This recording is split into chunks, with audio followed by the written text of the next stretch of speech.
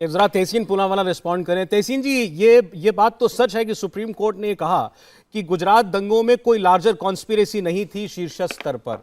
यह भी कहा कि यह झूठ का दावा था जो ताश के पत्तों के घर की तरह गिर गया। यह भी कहा गया कि फैब्रिकेटेड तरीके से दस्तावेज रखे गए, डॉक्यूमेंट्स दिए गए, ये सब एसआईटी ने प्रूव किया है। और उसमें उन्होंने ये भी कहा कि ऐसे लोगों पर कार्रवाई होनी चाहिए जो आज गृह मंत्री भी कह रहे हैं कि इन लोगों के खिलाफ सुप्रीम कोर्ट की इस ताजा फैसले की रोशनी में कार्रवाई कर रहे हैं।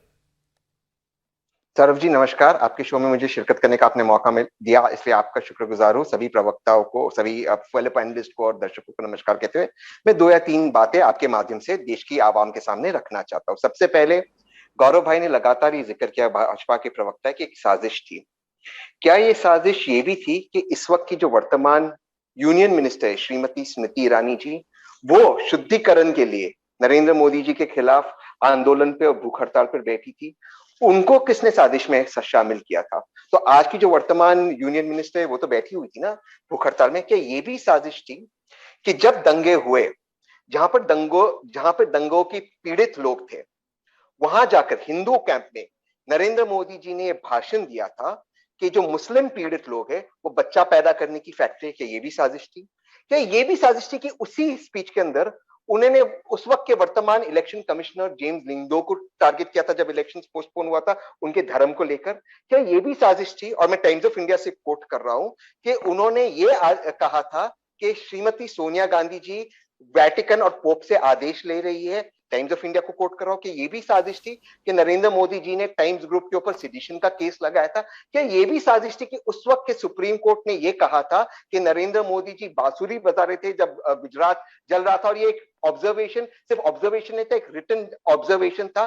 क्या ये भी साजिश थी उस वक्त के सुप्रीम कोर्ट ने कि सारे बेस्ट बेकरी के केसेस उन्होंने गुजरात के बाहर महाराष्ट्र में ट्रांसफर कर दिया क्योंकि उन्होंने कहा रिटन जजमेंट के अंदर यहां पर इंसाफ नहीं मिल सकता है? ठीक है।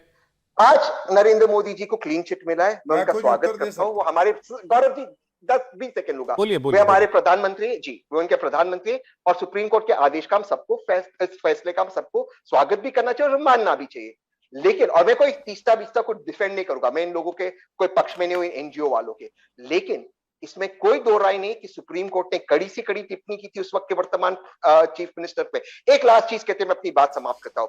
जिस एसआईटी को कोर्ट करते हुए माननीय सुप्रीम कोर्ट ने आज नरेंद्र मोदी जी को क्लीन चिट दिया, उस एसआईटी के चीफ डॉक्टर राघवन को 2017 में क्या नरेंद्र मोदी जी ने एनवॉय बनाया, नहीं बनाया साइप्रस का? 2 एसआईटी का गठन हुआ था। दूसरा जो एसआईटी था जिसकी जांच सत्यपाल सिंह जी कर रहे थे, आज वर्तमान में मिनिस्टर है वो नरेंद्र मोदी जी की सरकार में। क्या ये नैतिकता है? मैं आप पर ये छोड़ता हूं और आपके दर्शकों पे ये सवाल छोड़ता हूं। नहीं, मुझे ये बताइए कि ये जो राघवन साहब की समिति थी, ये इसका गठन किसने किया था? बिल्कुल सुप्रीम कोर्ट ने किया था, बट फिर इसका मतलब है कि जिसको आपने गठन किया आप उसको साइप्रस का एम्बेसडर बनाए और सत्यपाल सिंह को आप मिनिस्टर बनाए? नहीं, क्या नहीं, एक सेकंड सर, तहसीन जी एक मिनट। आपका आरोप मैं तब मान लेता अगर राघवन साहब को जो भी जिम्मेदारी दी गई है सरकार के अंतर्गत, वो उनकी रिपोर्ट सबमिट करने से पहले दी गई होती। क्या ऐसा था? हाउ डू यू नो कि आज रिपोर्ट सबमिट करने के बाद नहीं दी गई है? रिपोर्ट सबमिट करने के बाद ही दी गई है 2017 में। रिपोर्ट सबमिट करने के बाद दी गई ना, तो फिर इसका तो दी गई है ना? आप खुल के कहिए, क्या आप ये कहना चाहते हैं कि नरेंद्र मोदी ने और भाजपा ने मिलकर के राघवन समिति की रिपोर्ट जो है उसको इन्फ्लुएंस किया? मैं ये कह रहा हूं, खुलकर कह रहा हूं, बड़े साफ शब्दों में कह रहा हूं कि Caesar should not just be above suspicion, he should seem to be above suspicion. यानी कि और आप साथ और इसी के इन्फ्लुएंस में आप ये भी कहना चाहते हैं कि जो बात तहसीन पूनावाला जानते हैं वो देश का सुप्रीम कोर्ट देखना भूल गया या उसने देखकर अनदेखा कर दिया? मैं बहुत छोटा व्यक्ति हूं, सुप्रीम कोर्ट के निजाम के सामने मैं कोई नहीं हूं, सराखों पर सुप्रीम कोर्ट का निजाम। लेकिन ये जो था ये नैतिकता की राह पर नहीं था कि आपने राघवन जी को साइप्रस का एम्बेसडर बनाया और सत्यपाल सिंह जी को आपने यूनियन। अच्छा ठीक है, एक जवाब गौरव जी दें, फिर मैं महुरकर साहब के पास जाऊंगा। जी गौरव जी। देखिए, कुछ गलत बयानी यहाँ पे हो रही है और हमारा तो फर्ज है कि किसी द्वेष भावना से नहीं, लेकिन सत्य को सत्य की तरह जनता के बीच में रखें। सौरभ जी, ये नहीं भूलना चाहिए कि ये जो एसआईटी का गठन किया गया ये सर्वोच्च न्यायालय ने किया, और इसके साथ जो एसआईटी कार्य कर रही थी ये भी सुप्रीम कोर्ट की निगरानी में कर रही थी। उसके बाद जो फाइनल रिपोर्ट आई कि कुछ भी सिद्ध नहीं होता है और आरोप भी नहीं है, इसलिए केस नहीं चलेगा, ये सर्वोच्च न्यायालय के समक्ष रखा एसआईटी ने कहा कि आप जाइए ट्रायल कोर्ट। 3 बार हो गया, अब 4थी बार ट्रायल कोर्ट ने उस रिपोर्ट को एक्सेप्ट किया। 4, 5वीं बार वो हाई कोर्ट में आई, अपील में हाई कोर्ट ने कहा कि सही निर्णय है।